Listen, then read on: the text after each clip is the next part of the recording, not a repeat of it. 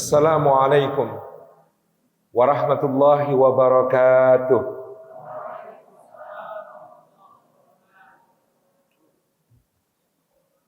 Alhamdulillahi wa kafa, wassalatu wassalamu ala rasulil mujtaba, sayyidina wa habibina wa syafi'ina wa maulana Muhammadinil Mustafa wa ala alihi wa ashabihi ahli sidqi wal wafa, thumma ala kulli man ittaba'al huda. Asyhadu an la ilaha illallah wahdahu la syarikalah wa asyhadu anna Muhammadan abduhu wa rasuluh la nabiyya wa la rasula ba'dah. Sadatul afadil hadratal mukarramin, segenap sivitas akademika, jajaran pimpinan universitas, jajaran pimpinan fakultas-fakultas, para dosen, para pamong, keluarga besar Universitas Airlangga yang kita takdimi, rekan-rekan panitia dari UKMKI beserta seluruh jajaran pengurus dan pegiatnya, teman-teman semuanya, jamaah Masjid Nuruz Zaman yang hadir pada kesempatan sore hari ini, rahimani wa rahimakumullah. Puji syukur kita aturkan kehadirat Allah atas limpahan karunia-Nya kita dihimpun dalam majelis ilmu. Mudah-mudahan setiap langkah kita hari ini, setiap tapaknya menggugurkan dosa-dosa kita. Setiap tapak yang lainnya meninggikan derajat kita di sisi Allah Subhanahu wa taala. Dan setiap langkahnya menjadikan dimudahkan jalan kita semua menuju ke surga. Serta duduk kita semua termasuk dalam sabda Rasulullah sallallahu alaihi wa alihi wa sahbihi wasallam, majtama'a qaumun fi baitin min buyutillah yatluna kitaballah wa yatadarasunahu bainahum illa ghasyathumur rahmah wa hafathumul malaikah wa nazalat alaihimus sakinah wa dzakarahumullahu fi man 'indah. Rawahu Muslim wa sahih. Tidak berhimpun satu kaum di satu rumah di antara rumah-rumah Allah, di dalamnya mereka membaca ayat dari kitabullah, mengkaji isinya di antara mereka, melainkan keadaan mereka itu dicurah-curahi rahmat Allah, dinaungi sayap-sayap malaikat Allah, diturunkan sakinah ke dalam hati mereka, dan disebut-sebut nama mereka semua dengan bangga pada makhluk-makhluk mulia yang ada di sisinya. Rekan-rekan yang disayang Allah, teman-teman semuanya, saya sejak bertahun-tahun lalu menolak narasi 350 tahun dijajah. Karena dijajah itu dampaknya bisa sangat fatal. Dengan mari kita bandingkan penjajahan yang terjadi di benua Amerika dan di benua Australia. Sebelum kedatangan Christopher Columbus, Amerigo Vespucci, Hernando Cortés, Francisco Pizarro, dan semua penjajah dari barat, yakni Eropa, ke benua yang bernama Amerika, maka sejarawan hari ini mengestimasikan di seluruh benua Amerika dari ujung utara ke ujung selatan terdapat antara 50 sampai 110 juta natif Amerikan, penduduk asli Amerika, indigenous people, yang disebut salah kaprah sebagai orang Indian. Karena Columbus waktu tiba di Kepulauan Karibia mengira sudah sampai ke India. Kemana mereka sekarang? Indigenous people, orang-orang asli Amerika itu tinggal sedikit sekali, nyaris musnah, nyaris punah, sampai-sampai kita lupa sekarang yang kita sebut bangsa Amerika sebenarnya adalah penjajahnya yang datang dari Eropa. Mereka bicara bahasa-bahasa Eropa. Di Kanada pakai bahasa Prancis, di Amerika Serikat pakai bahasa Inggris, di Spanyol pakai bahasa di Meksiko pakai bahasa Spanyol. Di Brazil pakai bahasa Portugal. Semua. Rasnya juga ras Eropa, warna kulitnya warna kulit Eropa.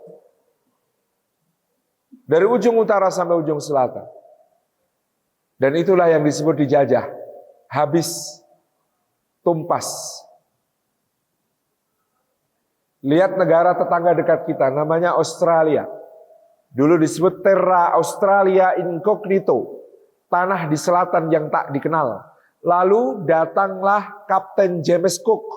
Lalu datanglah Admiral Flinders dan para penjajah dari Inggris. Sebelum kedatangan mereka, estimasi sejarawan hari ini di benua Australia terdapat antara 8 sampai 20 juta penduduk asli yang disebut sebagai orang aborigin.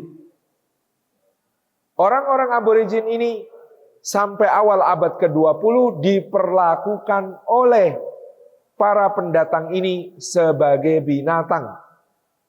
Bahkan dalam undang-undang Australia konstitusi tahun 1920 mereka masih dianggap sebagai binatang. Dan hari ini mereka musnah, tersisa hanya sekitar 45.000 orang.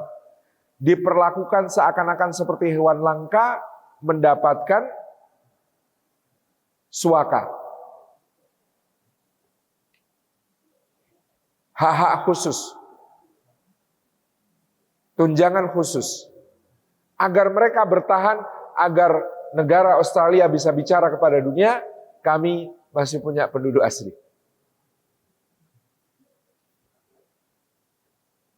Tetapi hari ini kita melihat Perdana Menterinya juga orang Inggris, anggota parlemennya juga orang Inggris, semua. Pejabat-pejabatnya, militernya, tentaranya.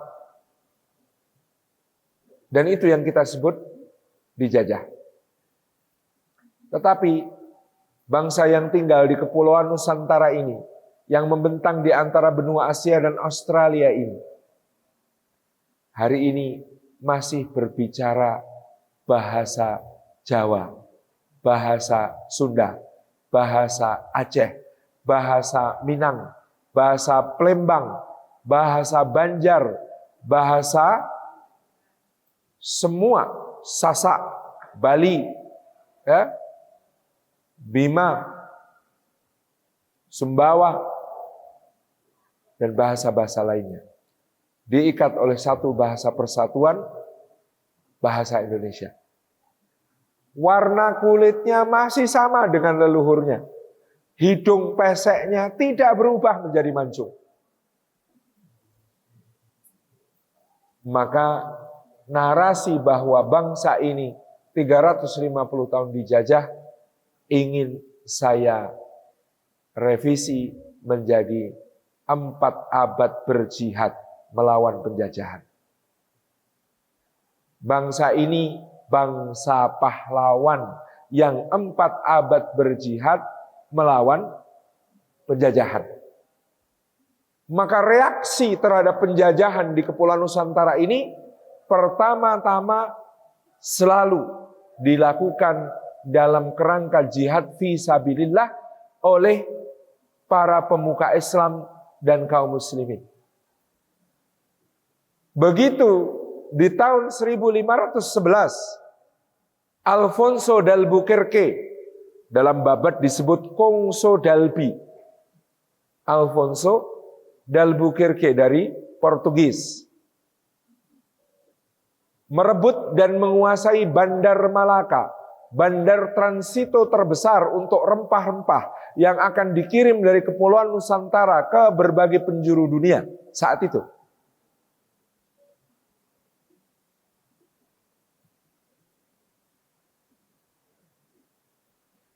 Siapa yang bergerak untuk mencegah kekuatan imperialis dan kolonialis ini merajalela di Kepulauan Nusantara? Seorang pangeran muda dari Jepara, namanya Fathi Yunus. Babat Tanah Jawi menulis Pati Unus, yang kemudian masyhur sebagai Pangeran Sabrang Lor. dengan membawa 200 kapal di tahun 1512 dan nanti akan dia ulang di tahun 1521. Dia akan dengan gagah berani menggempur kedudukan Portugis di Malaka. Ketika yang lain, yakni yang belum beragama Islam, masih berusaha untuk mengajak si Portugis bekerja sama. Raja Samiam dari Pajajaran, Raja Blambangan, dan raja-raja yang belum beragama Islam pada saat itu mengajukan proposal kerjasama dengan Portugis.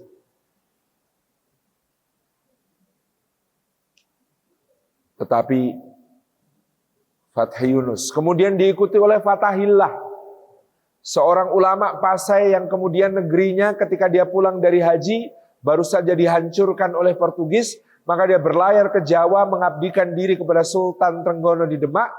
Oleh Sultan Trenggono di tahun 1522 dia ditunjuk untuk menjadi panglima pasukan gabungan yang mencegah bercokolnya Portugis di Pulau Jawa, yakni di pelabuhan Sunda Kelapa.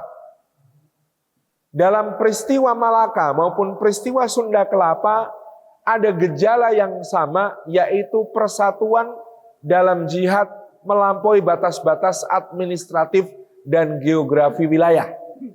Ketika Pangeran Pati Unus menggempur Malaka, maka yang mengikuti beliau bukan cuma armada Demak, tetapi kapal-kapal Bugis, kapal-kapal Gresik, kapal-kapal Surabaya, kapal-kapal Tuban, kapal-kapal Banten, kapal-kapal Cirebon, kapal-kapal Palembang, kapal-kapal Jambi, bahkan armada laut Kesultanan Aceh bergabung di bawah satu komando beliau.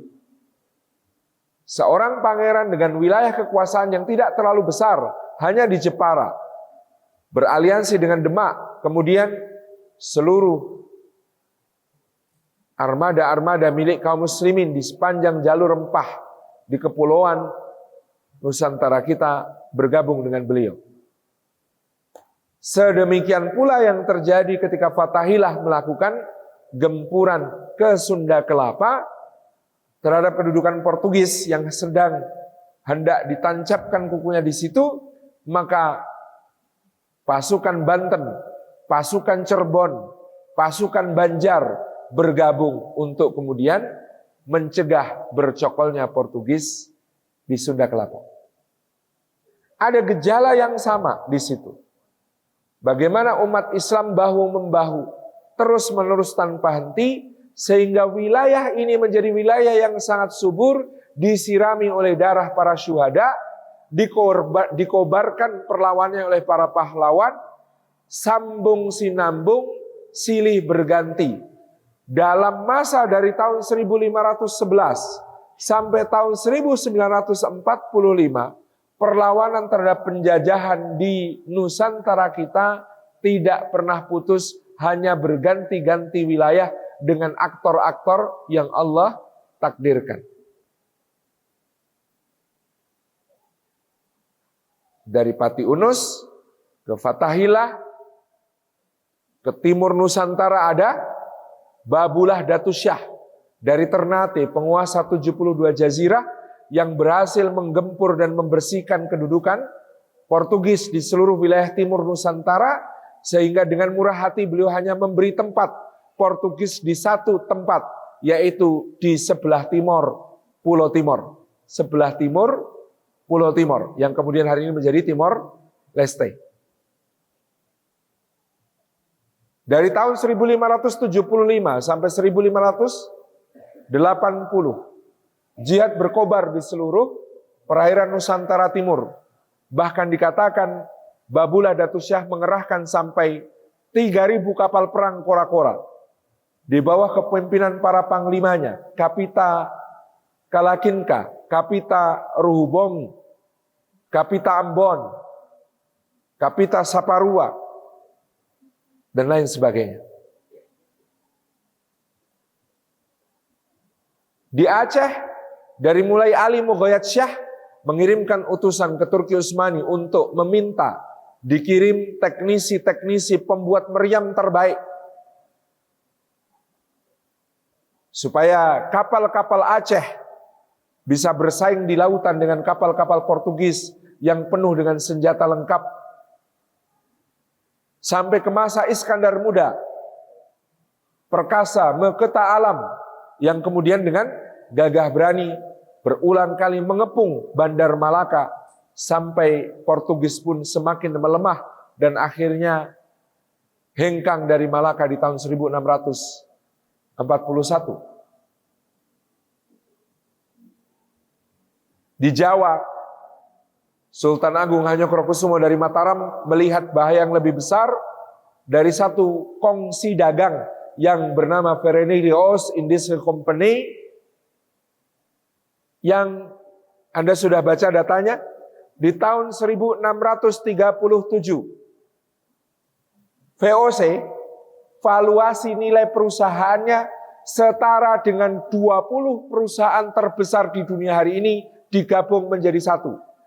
Bayangkan PetroChina, Google, Microsoft, Amazon, dan 20 perusahaan terbesar di dunia digabung jadi satu, itu belum bisa mengalahkan kekayaan VOC di tahun 1637. Di tahun 1637 itu VOC adalah perusahaan multinasional yang mempekerjakan SDM yang kalau dikonversi hari ini berasal dari 40 negara, membentang dari Eropa sampai ke Jepang. Misalnya dalam pembantaian Banda tahun 1619, maka Zhang Peterson Kun, Gubernur Jenderal VOC itu mengerahkan samurai-samurai Jepang untuk melakukan pembantaian kepada penduduk Banda. Maka dia menggempur Batavia, markas VOC di Jawa, 2 kali, dari tahun 1628 sampai 1629. Gempuran yang sangat dahsyat, melibatkan sumber daya manusia yang sangat besar pada saat itu. Penyerbuan pertama dipimpin oleh Tumenggung Baurekso, Bupati Wedono Tengah yang berkedudukan di dekat Semarang, di wilayah Kendal sekarang. Serbuan kedua dipimpin oleh Bupati Wedono Kulon, namanya Dipati Ukur, berkedudukan di wilayah Bandung sekarang yang menguasai wilayah barat. Penyerbuan ketiga yang dipersiapkan Sultan Agung seharusnya dipimpin Bupati Wedono Timur, yakni Pangeran Pekek yang berasal dari Surabaya, tetapi beliau keburu wafat. Maka sebenarnya Pulau Jawa hari ini mewarisi administrasi ala Sultan Agung. Dulu beliau bagi Jawa Barat, ibu kotanya di Ukur, Ukur itu Bandung, Jawa Tengah, ibu kotanya di Kendal, dekat Semarang, Jawa Timur, itu ibu kotanya di Surabaya. Itu sudah sejak zaman Sultan Agung. Berganti-ganti, masa berikutnya Anda bisa menyebutkan semuanya, yang jelas terjadi. Yang baru saja dinobatkan bahkan adalah seorang perempuan, putri dari Sultan Trenggono yang memerintah di Jepara, namanya Ratu Kalinyamat, yang oleh Portugis digelari sebagai Flor de Normal, Sang Mawar Laut Utara.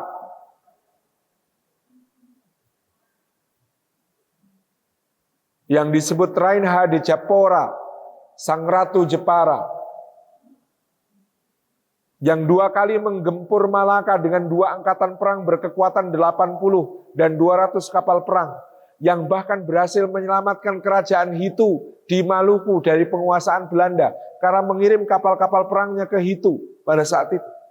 Seorang perempuan perkasa yang banyak disalahpahami oleh sejarah, Ratu Kalinyamat.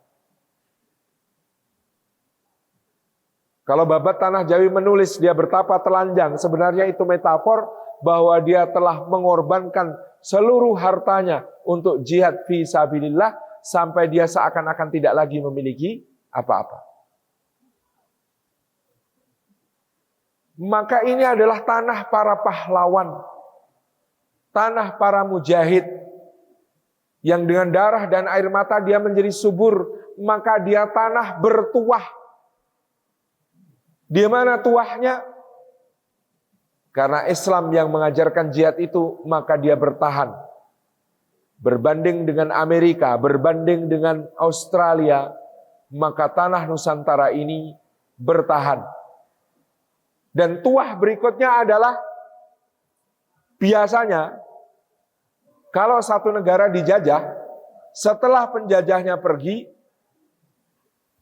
negara yang semula besar tercerai-berai dan tercabik-cabik menjadi banyak negara. Anda bisa perhatikan, di tahun 1917 Turki Utsmani kalah Perang Dunia Pertama. Maka seluruh wilayahnya di Timur Tengah dibagi-bagi oleh pemenang perang, yaitu Inggris dan Prancis.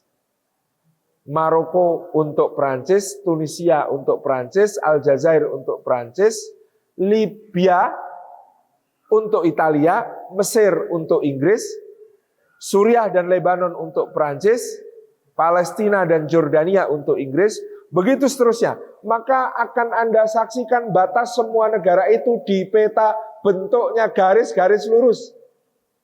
Kenapa? Karena dulu Prancis sama Inggris gambarnya di peta. Ini garis ya, kamu sebelah sana, aku sebelah sini. Maka Anda perhatikan bendera negara-negara ini mirip-mirip. Karena yang bagi-bagi adalah penjajahnya. Yugoslavia, maka pecah menjadi Bosnia dan Herzegovina, Kroasia, Serbia, Montenegro, Kosovo, dan lain sebagainya. Tapi Indonesia ini aneh.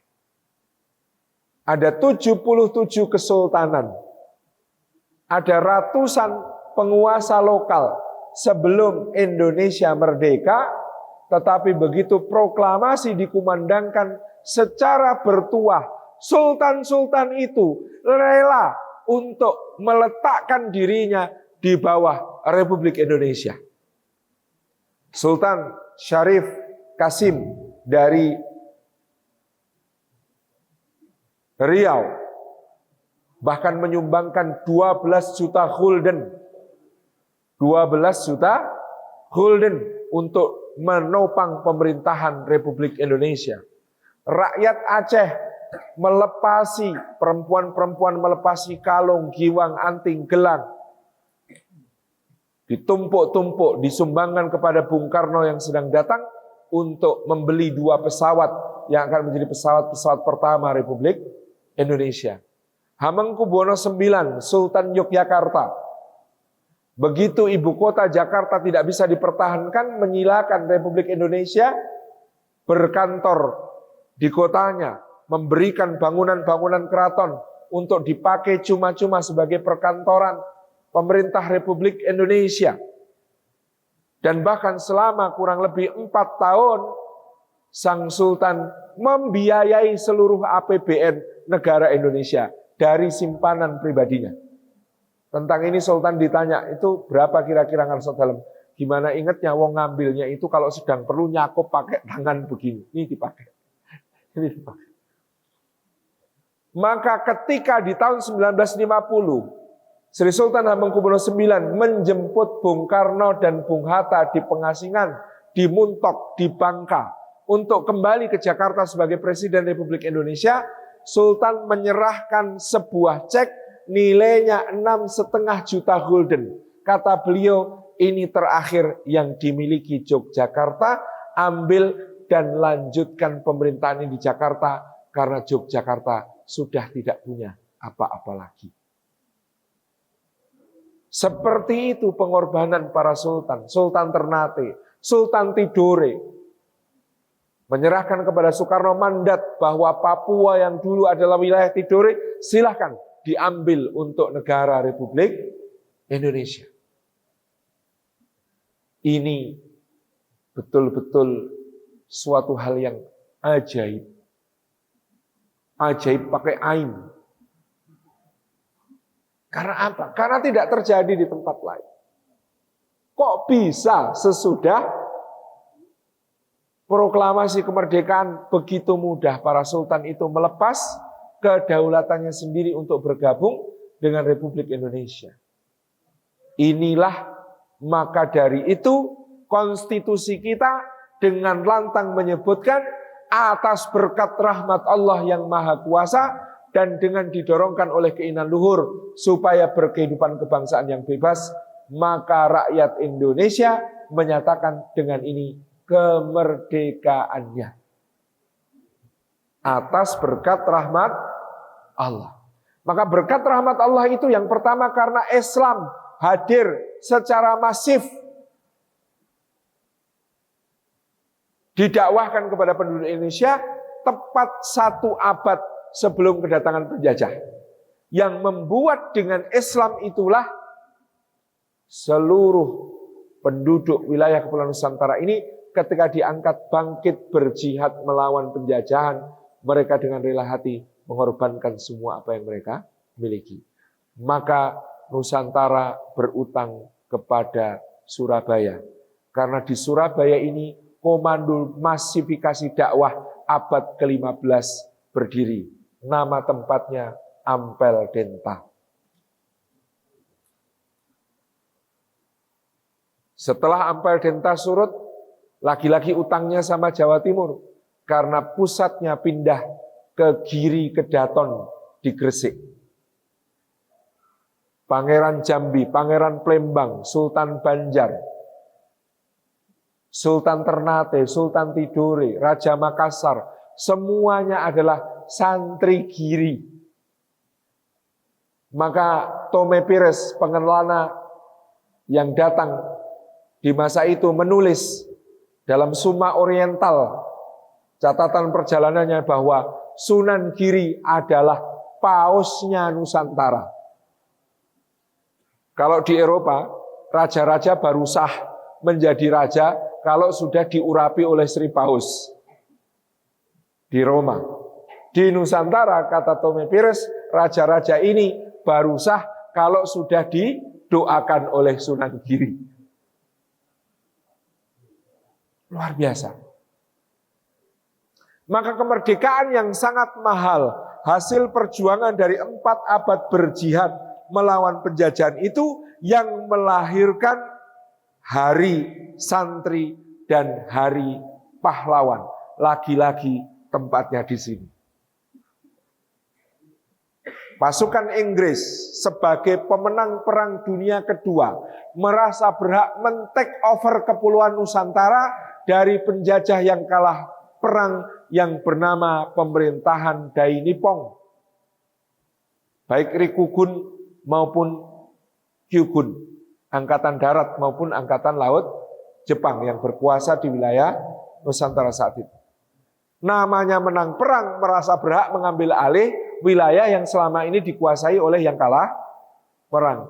Maka armada sekutu mendarat di Surabaya setelah proklamasi dikumandangkan dipimpin oleh seorang jenderal besar, Sir Philip Christison dari Inggris. Bersama kedatangan Sir Philip Christison ini muncul tokoh yang bernama Hubertus van Mock, seorang pemimpin dari NICA, Netherlands Indies Civil Administration, pemerintah sipil Hindia Belanda yang waktu itu dibentuk untuk mengambil alih pemerintahan setelah kekalahan Jepang. Dalam hal ini, Belanda yang ingin menjajah kembali Indonesia. Maka datangan pasukan sekutu di Surabaya itu disikapi oleh rakyat Surabaya dengan pandangan tajam, dipelototin tank-tanknya yang bertuliskan JANCOX, Young Cox, yang berputar-putar di Surabaya diubah menjadi makian. Jancok. Itu dari nama tank, konon begitu.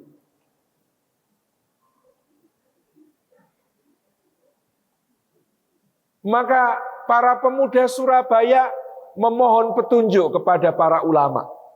Sehingga pada 22 Oktober 1945, Rois Akbar Nahdlatul Ulama sekaligus Rois Am Masyumi Majelis Syura Muslimin Indonesia, Hadratus Syekh Hasyim Asy'ari mengeluarkan fatwa resolusi jihad. Ada yang hafal apa bunyi fatwa resolusi jihad? Bunyinya bagaimana? Ada yang tahu?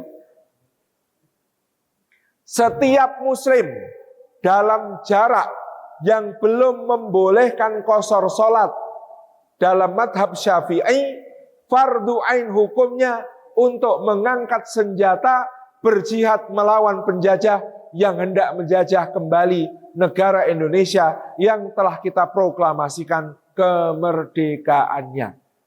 Itu fatwa resolusi jihad. Setiap muslim dalam radius jarak yang belum memperbolehkan qashar salat menurut mazhab Syafi'i 94 km, radius 94 km dari kota Surabaya.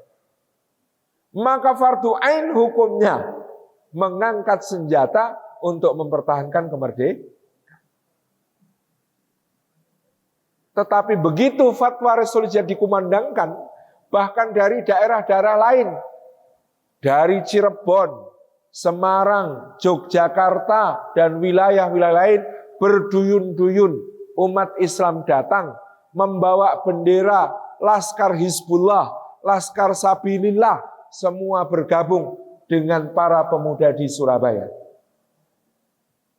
Maka saat itu aktivis pemuda yang bernama Sutomo, istrinya namanya Sulistina. Sehingga Bung Tomo itu konon saking romantisnya menyimpan foto istrinya di dalam dompet dan di belakang foto itu ditulis, "Ini Tin, istri Tomo."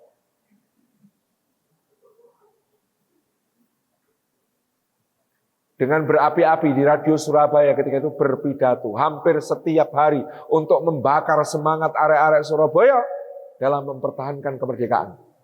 Pada saat itu bahkan Inggris mengulur waktu dengan cara mendatangkan Presiden Soekarno, dengan mendatangkan Wakil Presiden Hatta, dan bahkan dengan mendatangkan Perdana Menteri Syahrir diajak berunding di Surabaya. Itu untuk mengendurkan serangan para pejuang, lalu mereka memperkuat diri. Maka salah satu pidato Bung Tomo yang terekam mengatakan, dengan cara yang licik, saudara-saudara, mereka telah mendatangkan orang tua kita, presiden kita, wakil presiden kita, perdana menteri kita, demi supaya kita lengah, demi supaya kita tidak menyerang mereka. Lalu sekarang mereka memperkuat diri, dan hari ini mereka telah menyebarkan selebaran dengan pesawat-pesawatnya, meminta agar kita menyerah dan menyerahkan senjata-senjata kita kepada mereka. Tidak, demi Allah, saudara-saudara, kita para pemuda Surabaya, semua pemuda Indonesia tidak akan pernah menyerah dan menyerahkan apapun kepada siapapun, karena kita demi Allah akan berjuang sampai titik darah penghabisan untuk mempertahankan kemerdekaan kita. Allahu Akbar. Pidatonya semacam itu. Kalau main film jadi Bung Tomo kira-kira pantas ya. Karena pidatonya seperti itu. Beliau luar biasa, terbakar. Dan rakyat Surabaya itu mengukirkan rekor dalam perang Surabaya.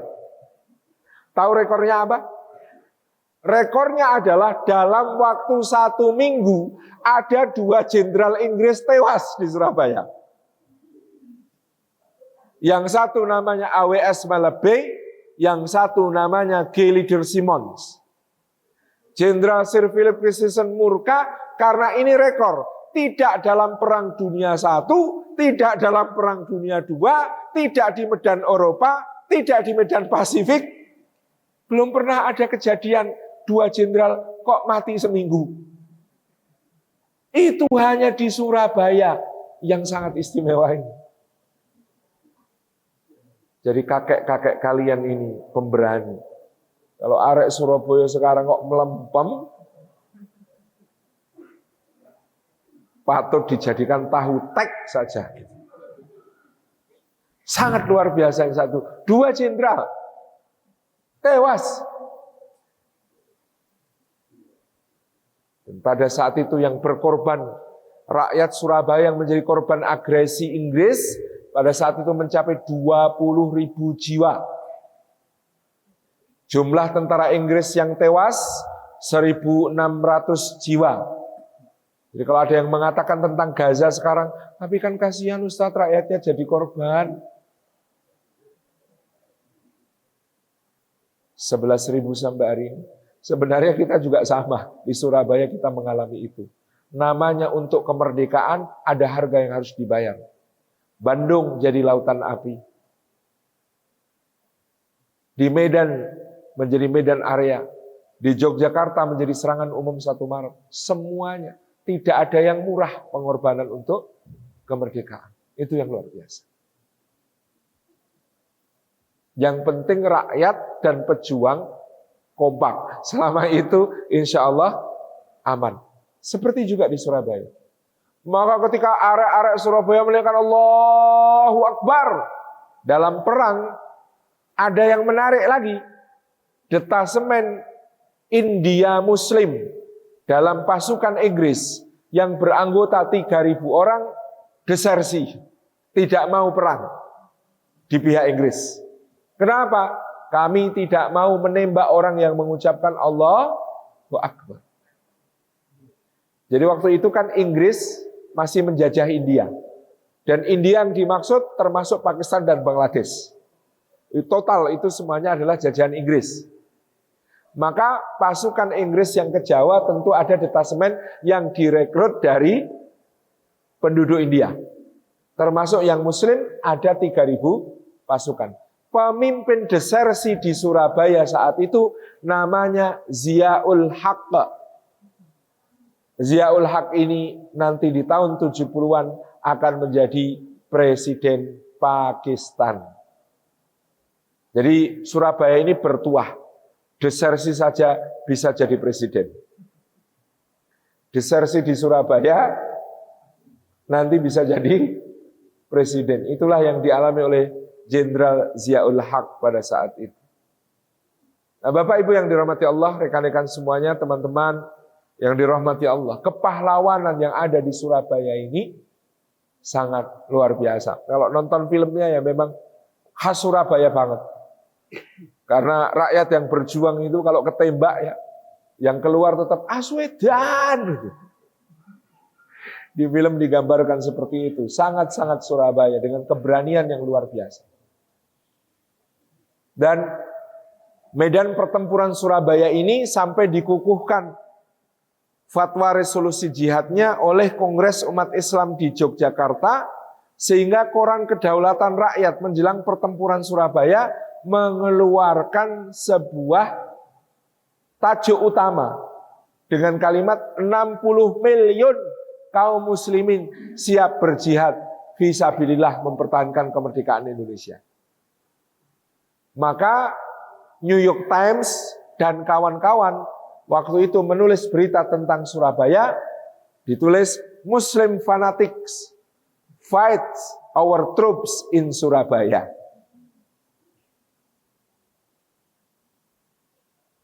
Ya Muslim fanatik, ya teroris Republikan, dan lain sebagainya. Jadi label-label untuk melabeli para pejuang itu dari dulu. Cara termudah melemahkan perjuangan adalah dengan memfitnah para pejuang. Dari dulu sudah terjadi hal yang demikian. Jadi kepahlawanan itu hidup di Surabaya. Maka dikenang 10 November, lebih-lebih ketika dengan heroik seorang pemuda memanjat menara di Hotel Yamato, tempat merah, putih, biru, bendera negara Belanda berkibar untuk kemudian dirobek bagian birunya, dibuang dan berkibar merah putih di sana. Hotel itu sekarang namanya Hotel Majapahit. Jangan ditambah bahasanya, takut terbawa unsur politik. Karena ada yang deklarasi di situ kemarin. Teman-teman yang disayang oleh Allah Subhanahu wa taala, inilah nilai-nilai yang kita pegang teguh dalam perjuangan. dalam kepahlawanan. Sama, kayak apa kita bisa bayangkan kalau ada buzzer penjajah di zaman ini, kayak apa hashtag yang ada di X ataupun di Instagram terhadap perjuangan Diponegoro. Tuduhannya macam-macam, tapi rakyat tetap cinta sama beliau. Rakyat tetap hormat sama beliau. Karena beliau mau berjuang, setidaknya mau berbuat sesuatu untuk melawan sebuah penjajahan. Sama. Maka hari ini saudara-saudara kita di Palestina sedang berikhtiar. Dan sejarahnya bukan dimulai dari 7 Oktober 2023. Sejarahnya dimulai dari sejak bahkan 75 tahun penjajahan berdirinya negara Zionis dengan peristiwa Nakba yang terjadi tahun 1948. Sudah nonton videonya Pak Muhammad Hadid, bapaknya Bila Hadid dan Gigi Hadid. Bagaimana beliau bercerita, di akhir tahun 45 ada kapal merapat di pelabuhan Palestina di kota Safed di dekat tempat tinggal beliau. Orang-orang yang dalam kapal itu kurus, kudisan, kurang makan, kurang gizi. Mereka datang dari Eropa, sudah keliling ke Amerika Serikat, bahkan ke Kuba, ditolak, sampai akhirnya mereka merapat ke Palestina. Dan di situ mereka memasang tulisan compang-camping di atas kapalnya, jangan patahkan harapan kami sudah terlalu banyak ditolak. Maka orang-orang Palestina yang lembut hatinya, yang sangat penyayang, menampung mereka.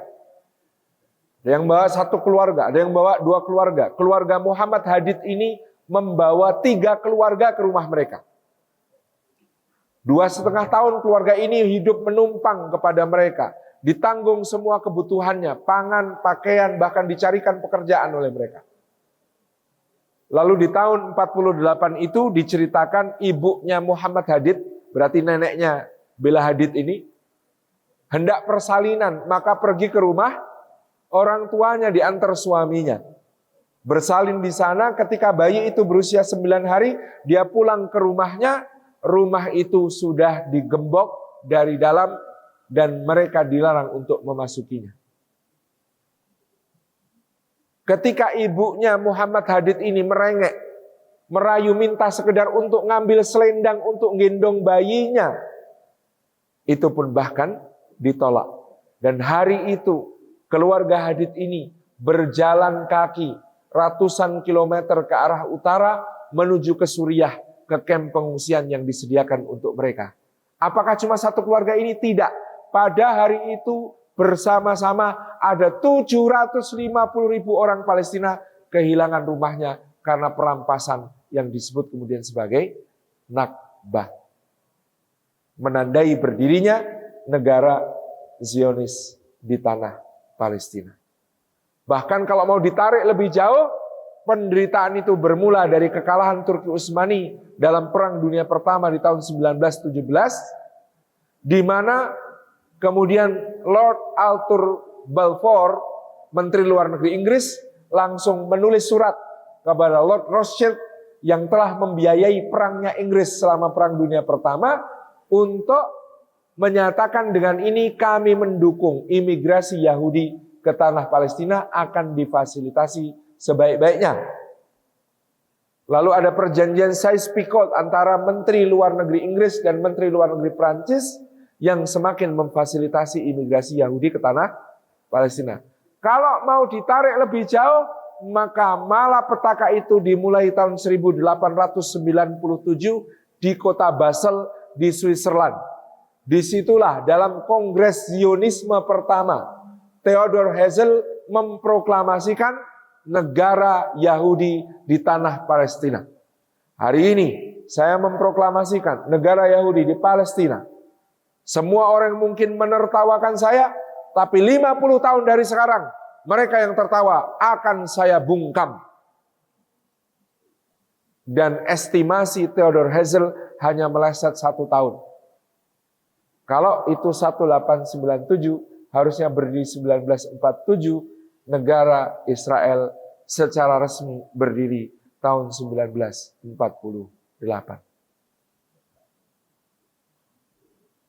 Ngeri ya. Istilah orang Jawa, titis. Sangat presisi dalam merencanakan berdirinya negara Yahudi. Maka tahap demi tahap pencaplokan itu terus terjadi. Lebih-lebih dalam pemerintahan Perdana Menteri Benjamin Netanyahu ini, di mana didatangkan imigran-imigran ilegal Yahudi semakin banyak ke Palestina. Mereka kemudian melakukan kerusuhan-kerusuhan, membakari kebun-kebun zaitun milik penduduk Palestina. Lalu di kebun-kebun yang dibakar itu kemudian mereka mendirikan permukiman-permukiman ilegal dengan kontraktor-kontraktor ilegal, tetapi dikawal oleh tentara dan polisi negara Israel. Mereka merangsek memasuki Masjidil Aqsa di hari-hari suci. Bahkan di bulan Ramadan pernah mereka membawa kambing masuk ke Jami' Qibli dan ke Qubatus Sakhrah, berusaha untuk menyembelih kambing persembahan mereka di dalam masjid. Penodaan dan penistaan itu semakin luar biasa, dan puncaknya pada pertemuan G7. Beberapa bulan yang lalu, Perdana Menteri Benjamin Netanyahu mempresentasikan peta baru Timur Tengah di hadapan para pemimpin negara-negara maju G7. Apa peta baru Timur Tengah itu? Sudah semuanya berwarna biru. Wilayah yang bentuknya seperti pisau, yakni negara Palestina, sudah berubah semua warnanya menjadi biru total, dan tidak ada lagi jalur Gaza, tidak lagi ada lagi tepi barat, hanya ada satu negara berdaulat, yaitu Israel. Dalam presentasi itu Benjamin Netanyahu meyakinkan kepada para pemimpin G7, dia punya kekuatan untuk memaksa semua negara di Timur Tengah, termasuk Arab Saudi, Qatar, Kuwait, Bahrain, Oman, Yaman, Suriah, Lebanon, Jordan, dan lain sebagainya, untuk mengakui eksistensi negara Israel dan tidak lagi mengakui eksistensi negara Palestina. Itu yang terjadi saat itu. Maka pemaksaan normalisasi hubungan terjadi. Maroko, Bahrain, Uni Emirat Arab, Oman sudah membuka kedutaan besar Israel di ibu kota mereka dan membuka kedutaannya di Tel Aviv. Roadmap Netanyahu terasa mulus. Ternyata ini sama dengan kampanye Van Mock di bulan Januari 1949. Kita kalau baca sejarah itu jadi tidak mudah heran. Tidak mudah mengatakan Herman di luar Nurul, tak habis Fikri di luar parkiran BMKG. Karena tahun 49 bulan Januari, Van Mock, pemimpin Nika, mengkampanyekan ke negara-negara besar bahwa Indonesia, Republik Indonesia sudah tidak ada. 18 Desember 48 Belanda melakukan agresi militer kedua terhadap ibu kota Yogyakarta. Presiden, wakil presiden, menteri luar negeri, dan menteri-menteri lain semua ditangkap dan dibuang ke Bangka. Sudah tidak lagi ada yang dinamakan pemerintah Indonesia. Bahkan tentaranya sudah terusir keluar ibu kota dan sudah tidak berdaya, tidak lagi melakukan perlawanan kecuali perlawanan kecil yang tidak berarti. Maka negara Republik Indonesia itu sudah tamat, sehingga Van Mock memberikan proposal pendirian Uni Indonesia Belanda, di mana dia menjadi pemimpin dari Nika yang menguasai seluruh Indonesia. Apa yang dilakukan Indonesia? Sri Sultan Hamengkubuwono IX menyusun rencana yang nanti akan diwujudkan oleh Letnan Kolonel Soeharto dalam peristiwa yang disebut Serangan Umum 1 Maret 1949. Apa itu Serangan Umum 1 Maret? Tujuannya untuk menunjukkan kepada dunia bahwa TNI masih ada, masih sanggup melakukan perlawanan, masih bisa menguasai ibu kota Yogyakarta, meskipun cuma 6 jam. Kata Ngarso Dalem, kata Sultan, 6 jam cukup untuk saya bisa memberitahu seluruh pemimpin dunia bahwa Republik Indonesia masih ada. Maka serangan itu berhasil. 6 jam menduduki kota Yogyakarta, kemudian TNI menarik diri ketika pasukan Belanda dalam jumlah yang sangat besar sudah tiba dari Semarang pada saat itu. Tetapi dunia kemudian berubah. Dunia yang semula mengira Indonesia sudah habis, Indonesia sudah tidak ada, lalu mengatakan, lah itu ada. Lah itu ada. Maka para pejuang di Gaza mengambil inspirasi dari hal ini, memilih tanggal 7 Oktober untuk melakukan serangan umum kepada kedudukan penjajah. Serangan umum 7 Oktober ini bahkan tanggalnya 7 Oktober adalah ulang tahun kota Yogyakarta. Dan ulang tahun istri saya. Makanya, istri saya itu cocok dengan lagunya Darboy. Kowe siji-sijine, aku bangga karo kowe. Nanti endingnya kan, ibarat koyo kuthaku Jogja, kowe jen istimewa. Gitu. Itu lagu untuk istri saya itu. Jadi ini namanya serangan umum 7 Oktober. Untuk membuktikan kepada seluruh dunia perlawanan belum habis. Israel tidak bisa mengklaim bahwa yang namanya Palestina sudah selesai. Tidak, masih bertahan. Itulah yang kemudian menjadikan Arab Saudi punya keberanian untuk mengatakan kita harus kembali kepada negara yang solusi 2 negara sesuai batas-batas 1967. Yang itu kemudian menjadi narasi umum semua negara yang lain. Kenapa? Palestina masih ada. Coba nggak ada serangan 7 Oktober. Kedutaan besar Israel di Riyadh itu hanya soal waktu. Tapi sekarang jadi ada alasan. Oh enggak bisa, Palestina masih ada. Oh enggak bisa, Palestina masih ada. Bahkan sama seperti di Indonesia dulu, serangan umum 1 Maret membuat Mr. Muhammad Rom, Mr. Inderachten, Muhammad Rom dalam perjuangan diplomasi berhasil mendesak Belanda untuk mau kembali ke meja perundingan dan kemudian menjadi perundingan Rum-Royen yang membawa kepada konferensi meja bundar menuju kepada pengakuan kedaulatan Indonesia oleh Belanda itu sama dengan di sini di mana kemudian dengan serangan umum 7 Oktober ini bahkan sebelum KTT Oki, Presiden Palestina dari Fatah, Mahmud Abbas, dalam konferensi pers mengatakan Palestina siap menggelar pemilu dalam jangka waktu yang tidak lama lagi. Tahu maksudnya itu apa? Itu gertak, Mbak. Gertak semua negara barat dan negara Arab. Selama ini beliau sebagai presiden tapi terdolimi. Jadi presiden tidak punya kekuasaan, berkedudukan di Ramallah, sampai gaji dan APBN saja dibayarkan lewat Kementerian Keuangan Israel. Maka beliau menggertak, mengatakan, Palestina siap menggelar pemilu. Artinya apa? Kalau kira-kira pemilu habis perang ini digelar, siapa yang menang? Siapa menang pemilu? Jelas Hamas, wong sudah pernah menang, pemilu 2006 saja Hamas itu menang, tapi kemenangannya tidak diakui oleh Barat pada saat itu. Lebih dari 45% rakyat Palestina di tahun 2006 itu milih Hamas. Itu mayoritas. Di Indonesia ini tidak ada partai yang pernah menang pemilu dalam angka 45%, kecuali zaman Pak Harto. Iya kan? Tidak ada. Maksudnya Mahmud Abbas, tiji tibeh, kata orang Jawa. Kalau kalian memang nggak bantu saya, ya sudah, biar Palestina dipegang Hamas. Soalnya perang sekalian. Itu menunjukkan betapa efektifnya apa yang terjadi pada hari ini. Karena waktunya sudah habis, cerita tentang Palestina bisa diikuti di channel YouTube saya. Insya Allah, kemarin sudah tayang dengan Bang Onim, hari Selasa malam. Nanti tayang dengan Ustadz Husain Gaza. Satu lagi ada podcast dengan Dr. Richard Lee, tapi di channel beliau. Saya nggak tahu kapan tayangnya. Terima kasih. Assalamualaikum warahmatullahi wabarakatuh.